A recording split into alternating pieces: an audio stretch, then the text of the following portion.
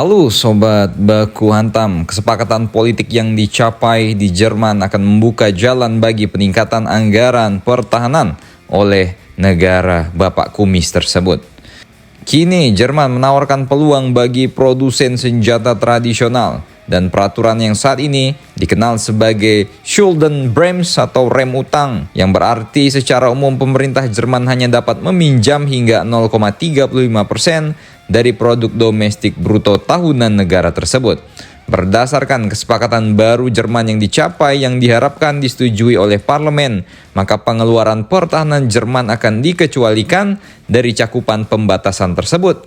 Jerman sepertinya akan kembali berotot militernya setelah bertahun-tahun digembosi. Para ahli memperkirakan bahwa sekitar 400 miliar hingga 500 miliar euro akan dibutuhkan untuk memodernisasi Bundeswehr, angkatan bersenjata Jerman. Tetapi angka ini akan meningkat secara signifikan di masa mendatang.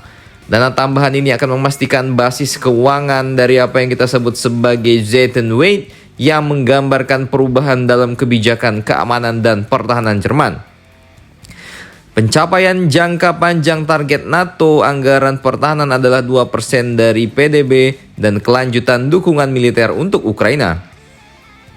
Semua ini akan mengarah pada langkah-langkah pengadaan militer yang lebih luas bagi Bundeswehr di masa mendatang, khususnya untuk eksplorasi bersama yang akan menjadi dasar pembicaraan koalisi antara partai-partai di Jerman. Partai-partai pendukung Friedrich Merz, kanselir Jerman yang baru, memang berkomitmen untuk pengadaan sistem pertahanan yang lebih besar, lebih efektif, dan lebih terarah. Di antaranya ada rencana untuk meloloskan undang-undang guna mempercepat perencanaan dan pengadaan alutsista, sehingga uang dari dana khusus untuk Bundeswehr yang disebut dengan Sondervermögen yang dibentuk segera setelah serangan Rusia ke Ukraina dengan dana 100 miliar euro pada tahun 2022 yang lalu dapat cair dan digunakan dengan cepat bagi Jerman. Jadi bagi Jerman ini pasukan-pasukan yang bisa mata-matahin besi 8 sama bata ringan 12 tingkat itu nggak kepake, bos, kalau buat ngelawan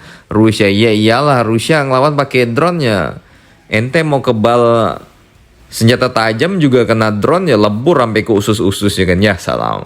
Selama bertahun-tahun telah ada tekanan pada negara-negara Eropa untuk meningkatkan anggaran pertahanan mereka. Tetapi tekanan itu mencapai puncaknya baru-baru ini. Di tengah perubahan landscape geopolitik, siapa lagi kalau bukan oleh negara yang lebih preman dari preman, yaitu Paman Gober.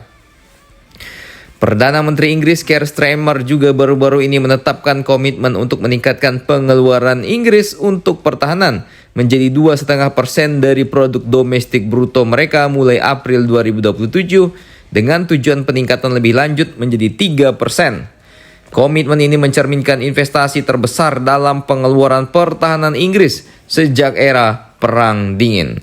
Sementara itu, Komisi Eropa juga meluncurkan program rencana Rearm Europe untuk memungkinkan instrumen keuangan Uni Eropa guna mendukung negara-negara anggota dalam meningkatkan kemampuan pertahanan mereka.